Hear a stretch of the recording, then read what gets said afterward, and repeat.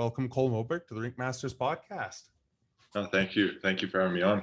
I'm glad that you could join me on a bit short notice. That's been really good. You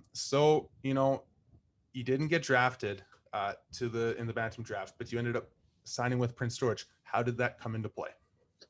Well, there was talk. Obviously, I knew Todd Harkins from before, from when I was younger, growing up playing hockey, and he threw an invite to camp when I was 15, but I'd been talking to Calgary at that time, so I was just like, oh well, I've been talking to Calgary, so I might as well go there and just kind of see what happens. And then I made it. Went to they did a rookie camp and then had a main camp, so. I ended up getting invited to main camp and stuff, and then just kind of sent home. And then they said they just keep an eye on me throughout the year. And then I think it was middle of October that year, I got a phone call from Todd saying they're listing me. So now I'm part of their team. So I was like, okay, sweet. And then went to camp as a 16-year-old and signed on the morning of the black and white game, and then never looked back from there. So, you knew Todd. How much did you know about the Cougars organization before coming here? Not much. Obviously, growing up in Vancouver, I watched the Giants a bunch, and only living 10 minutes away from where they played before Langley. I watched them a bunch, but didn't really know much about Prince George before moving up there. Right. So no, you came up here and you got to play for the team that was supposed to go all the way. As a young player, how did it feel to play for such a good team, and how much did you learn from guys like Brendan Gooley and Sam Ruop? I learned a lot from them. It was really good experience to get my first couple games in that year.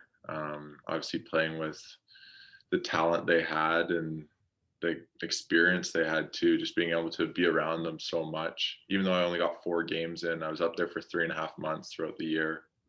So to have the experience to be with them and just kind of see what they do every day here and like in and out and stuff. So it's pretty cool to be able to say I was on the same team as them at that time as a 16-year-old going into the WHL.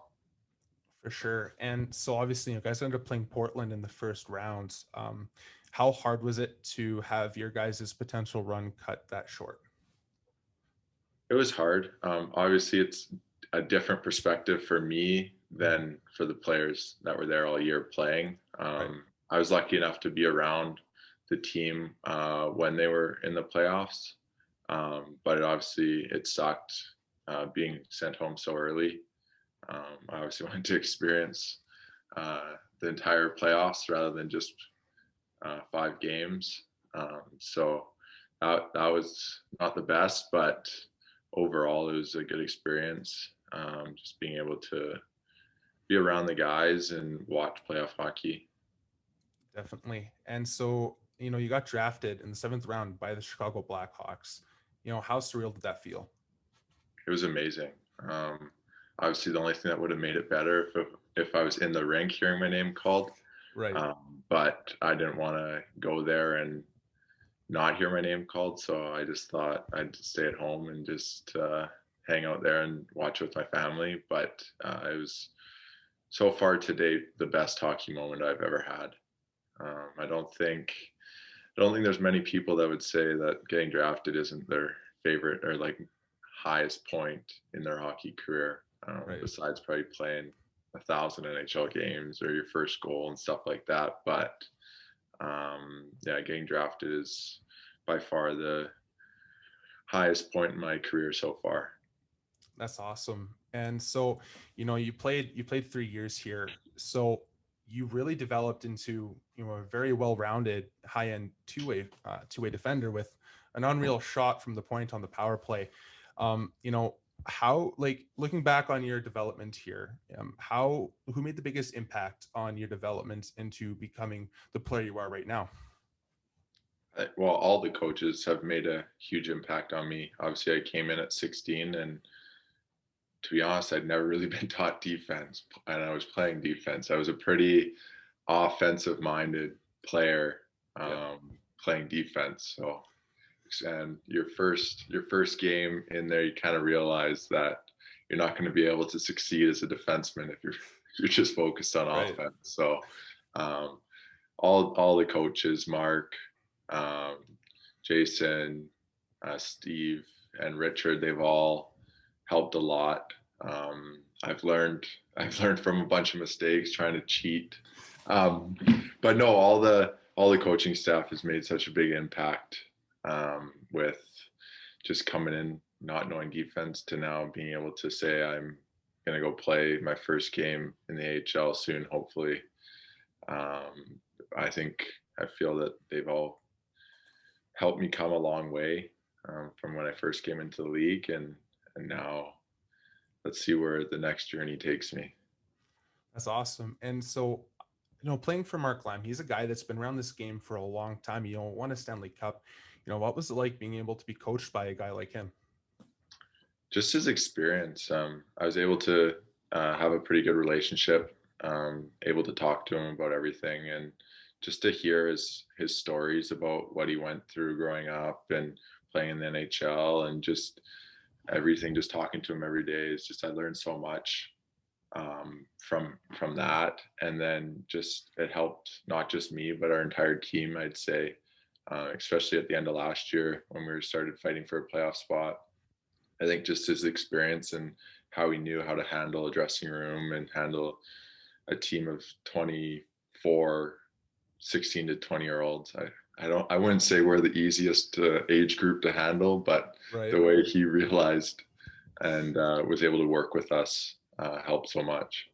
No, I'm glad you touched in on that because obviously last year was really disappointing the way it ended. You guys were really heating up, and you guys had some insane games against the Vancouver Giants there in Seattle. Um, you guys were on the bus ride to Victoria when you got the call. How disappointing did that feel? I didn't think it was real at the start. I was sleeping and I woke up and it was just outside of Cache Creek. We found out that it was official, but it was probably 10, 15 minutes before that. Um, Schottler actually woke me up and he's like, yeah, our season's postponed right now. And I'm like, what? Like, no, you're lying. Like, what are you even talking about? Right. And then I actually texted Chico and was like, hey, is this like real? And he's like, yeah. And then we get to Cache Creek, and I'm like, hey, there's no way this is real. Like, we're still driving, and then I see an area like where we could pull out and turn around, and we didn't. So I'm like, hey, these guys are just messing with us. Right. And then like the next area, like it was a gas station, he pulls in, and I'm like, oh, okay, well now this is real. So no, it was not the best day by any means, but we were still like, well, it was a waste of an 8 hours to bust to Cache Creek and back, Right. but we were still positive right at the start that we were going to get back to playing. Obviously, Mhm. we didn't realize how horrific this pandemic would be, and I didn't think I'd be sitting here today not playing hockey, or well, going just beginning my hockey season. Right. um, so we were still positive at the start, and then it kind of just time kept going by, and it was just like, yeah, it's not looking good. It just kept getting worse. So then we're like, well, then we have to accept our Yeah. new normal, I guess it is, where you're just day by day. You never know what you're gonna get the next day. For sure. And obviously, there's a bit of a mental struggle there, right? You're anticipating for a season that, isn't coming. Um, and obviously, you know that now there's the training aspect. Facilities aren't as accessible during this pandemic and ice time. So, what have you been doing to really stay prepared for the potential season ahead? I've been pretty lucky. Being in Vancouver, I've had my trainer at the gym for the last 4 years now, and as soon as we got back, I think he set us up with like workouts we were able to do at home. And then I think within 3 weeks, we were back in the gym, just a small group. There's four of us and there's no one else in the gym. So we were able to do that. And then I stayed in the gym ever since then, till I came down here. And then I usually take a month and a half off from skating anyways.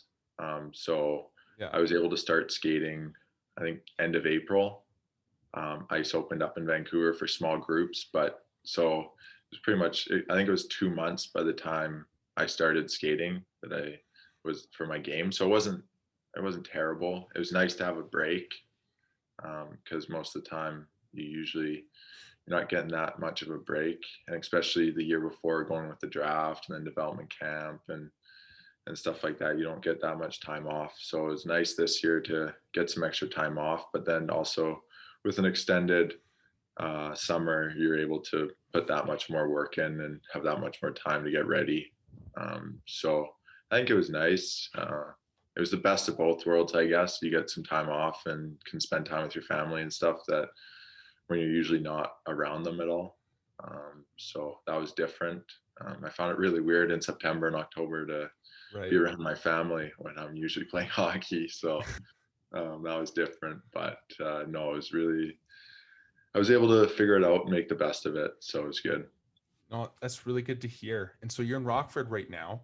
What are your goals heading in? What do you hope to achieve this year with the with with the team? Obviously, my main goal is to get an entry level contract out of it, and that's what I want to do. But smaller goals are just kind of focus and take everything in. Obviously, they have some older guys here, but also a lot of young guys. So I think those older guys are gonna be there and just to help us. So I'm gonna be like a sponge, as people say, and just kind of soak everything in that they say, the coaching staff says, and just everything they do, and just watch how they act, and just kind of think back to when I was 16 walking into Prince George, and looking at those guys, just kind of do the same thing here and just kind of learn from everything they do. That's awesome. So it looks like your juniors career has pretty much come to an end. So for the fans here in Prince George that have been cheering you on for these last, set of years, what would you like for that to say to them?